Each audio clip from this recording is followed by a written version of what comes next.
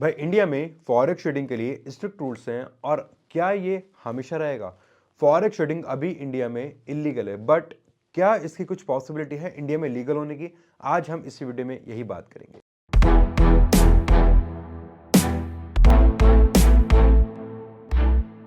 हे दोस्तों, मैं आकाश गर्ग स्वागत करता हूं सभी का अपने चैनल स्टेप प्रोडक्ट्स पे। दोस्तों, हमारे इंडिया में फॉरेक्स ट्रेडिंग इलीगल है। अभी क्या है, कैसे पहले इसका रूल समझते हैं। हमारी इंडियन गवर्नमेंट ने एक फेमा एक्ट निकाला 1990s में, बहुत पहले आरबीआई ने, जिसमें उन्होंने बताया कि अगर हम ट्रेडिंग, बैटिंग, गैमलिंग जैसी चीजों के लिए अपना इंडिया का रुपया आईएनआर इंडिया से बाहर भेजते हैं तो वो उस एक्ट के अगेंस्ट है, मतलब हम एक इलीगल काम कर रहे हैं। अगर हम कुछ भी ऐसा करते हैं और गवर्नमेंट हमें पकड़ती है तो हमें इलीगल काम के लिए कुछ भी सजा मिल सकती है, as per the norms, as per the जुर्म जो हम करेंगे। बट अभी करंट सिचुएशंस में फॉरेक्स ब्रोकर्स ने या इन प्लेटफॉर्म्स ने, गेमिंग, बैटिंग, ट्रेडिंग वाले प्लेटफॉर्म्स ने एक सॉल्यूशन निकाल रखा है जिसके थ्रू हम अभी काम कर रहे हैं। बट क्वेश्चन इज कि हम ये काम कब तक करते रहेंगे? ये चीजें कब तक चलेंगे लाइफ लॉन्ग? 1 साल, 2 साल, 10 साल, 5 साल? क्या कभी कोई ऐसा टाइम आएगा जब इंडियन गवर्नमेंट इस चीज पे स्ट्रिक्टनेस हटाएगी या इंडिया में इन चीज़ों को लीगलाइज करेगी? वो हम वीडियो के आगे देखेंगे। अभी जो करंट सिचुएशन है हम उससे बात करते हैं। करंट सिचुएशन ये है, अगर हमें कुछ भी ट्रेडिंग के लिए पैसा भेजना है तो हम इंडिया के बाहर नहीं भेज सकते हैं, वो इलीगल है। तो कुछ ब्रोकर्स ने, फॉरेक्स ट्रेडिंग प्लेटफॉर्म्स ने इसका सॉल्यूशन निकाला है इंडिया में ही P2P के द्वारा, या फिर आप इंडियन बैंक में डिपॉजिट करो। अब फॉरेक्स ब्रोकर्स ने क्या करा, बीच में टाइप कर लिया इंडिया में कुछ लोगों से और उन्होंने बोला कि भाई हमारे इंडिया में जो भी ट्रेडर्स हैं वो सब डिपॉजिट करेंगे तुम्हारे पास, विड्रॉल जाएगा, अगर कोई विड्रॉल कर तो तुम्हारे अकाउंट से जाएगा, बट उसे सर्विस प्रोवाइड करेंगे हम ब्रोकर्स। तो इस पूरे सिस्टम में होता क्या है, ब्रोकर ने रखा मिडलमैन को, मिडलमैन का अकाउंट अपने प्लेटफॉर्म पे दिखा दिया, वेबसाइट पे दिखा दिया, और आप डिपॉजिट कर रहे हो इसके ऊपर। अब जैसे इसके पास पैसा आ गया, वो बोलेगा ब्रोकर को कि यस मेरे पास इतना पैसा आ गया, इसके अकाउंट में रिफ्लेक्ट कर दो। वो आपके अकाउंट में रिफ्लेक्ट करेगा और आप उसे ट्रेडिंग कर दोगे शुरू। जब आप करोगे प्रॉफिट, आप प्रॉफिट बना लोगे, आप बोलोगे ब्रोकर को मुझे प्रॉफिट दे दो भाई, ब्रोकर बोलेगा इस मिडलमैन को कि भाई इन्हें इतना प्रॉफिट दे दो, इन्होंने प्रॉफिट बनाया है, और वो प्रॉफिट आपके अकाउंट में उस मिडलमैन से आ जाएगा। तो आपके अकाउंट में जो भी डिपॉजिट या विड्रॉल हुआ वो कहां से हुआ? इंडियन बैंक में किसी थर्ड पार्टी के द्वारा, जिससे किसने रखा था? फॉरेक्स ब्रोकर्स ने रखा था। क्यों रखा है फॉरेक्स ब्रोकर ने? क्योंकि उन्हें पता है कि हम इंडिया के बाहर पैसा नहीं भेज सकते हैं, इसलिए। अब करंट सिचुएशंस में तो ये सिचुएशन चलती है, बट क्या ये हमेशा चलता रहेगा? ये आप कह सकते हो टाइम बिंग के लिए सॉल्यूशन है। क्या ये करंट हमेशा चलता रहेगा? अब हमेशा चलेगा नहीं चलेगा, उसके लिए हम ये देखते हैं कि इंडियन गवर्नमेंट ने इसे इलीगल क्यों कर रखा है और वो क्यों इसे लीगल नहीं करती है। जहां पे हमारे स्टॉक मार्केट लीगल है, क्रिप्टो पर टैक्स लग गया, या ड्रीम 11 जैसी चीजें भी हमारे इंडिया में चलती हैं, तो फॉरेक्स ट्रेडिंग ही क्यों ऐसी की? फॉरेक्स ट्रेडिंग से क्या दुश्मनी है? सबसे पहली बात, फॉरेक्स ट्रेडिंग में 95% लोग लॉस करते हैं। सबको पता है ट्रेडिंग में 90-95% लोग लॉसेस ही करते हैं हमेशा, वो कभी प्रॉफिट करते ही नहीं है।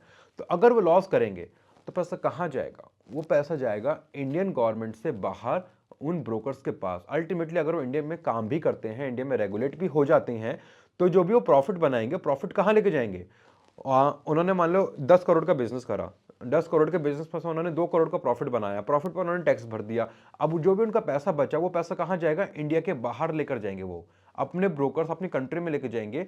तो वो पैसा इंडियन रिजर्व से कम हो रहा है, इंडियन इकोनॉमी से कम हो रहा है। दैट्स द रीजन कि इंडियन गवर्नमेंट ने ब्रोकर्स को इंडिया में लीगलाइजेशन की अथॉरिटी नहीं दे रखी। कोई भी ऐसे लॉज नहीं है, क्योंकि गवर्नमेंट को पता है कि लोग लॉस करेंगे, और अगर लॉस करेंगे तो पैसा इंडिया की गवर्नमेंट से हाथ से बाहर जाएगा। तो अभी फॉरेक्स ट्रेडिंग इंडिया में बैन है एज पर द रूल्स, और आने वाले टाइम में भी आई डोंट थिंक सो कि इतना इजी होगा इसके लिए लीगलाइजेशन करना या कुछ भी होना। अगर लीगल नहीं भी होता तो इस पर टैक्स लगा देंगे, जैसे क्रिप्टो पे। क्रिप्टो को गवर्नमेंट ने लीगल नहीं कराया अभी, जैसे स्टॉक मार्केट हमारे लीगल है इंडिया में, क्रिप्टो लीगल नहीं है, बट क्रिप्टो पर टैक्स वसूल रही है गवर्नमेंट। क्यों?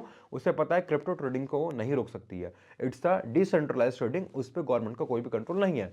सिमिलर अगर चीजें बढ़ेंगी फॉरेक्स ट्रेडिंग की, इंडियन गवर्नमेंट चाहे तो उस पर बैन लगा देगी कंप्लीटली, जैसे उसने टिकटॉक पर लगाया था रातों रात। बट वो चीज भी इतना इजी नहीं है, अगर करना होता तो गवर्नमेंट अब तक कर देती, उसे पता है ये चीजें।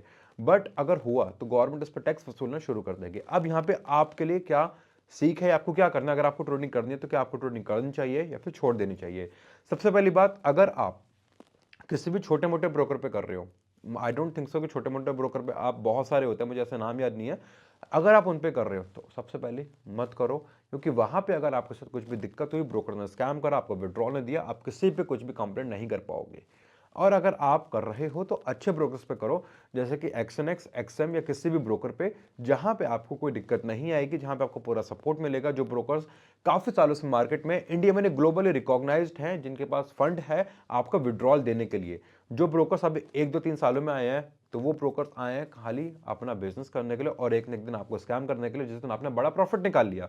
बट कुछ अच्छे ब्रोकर्स हैं ऐसे, जैसे एक्सएनएक्स हो गया, एक्सएम हो गया, मल्टी बैंक हो गया, सीएमएस प्राइम हो गया, बहुत सारे ऐसे ब्रोकर हैं, वो कभी भी आपका विड्रॉल नहीं रोकेंगे, चाहे आप $1 मिलियन का प्रॉफिट क्यों ना कर लो। बट जितने भी छोटे मोटे ब्रोकर्स हैं, आप 1 मिलियन छोड़ो, आप $1 लाख का भी प्रॉफिट कर लो, अकाउंट आपका चला जाएगा, आपको पैसा नहीं मिलेगा। सो बेटर है किसी अच्छे ब्रोकर पे करो, आपको कभी भी कोई भी दिक्कत वहां पे नहीं आएगी। अब आपने ब्रोकर पे ट्रेडिंग करी, डिपॉजिट करके विड्रॉल लिया, विड्रॉल आपने अपने बैंक में लिया। अगर आप P2P के, अगर आप आईएनआर से ट्रेडिंग करते हो तो, वरना क्रिप्टो से करोगे तो क्रिप्टो को भी आप कहीं ना कहीं अपने बैंक में लोगे।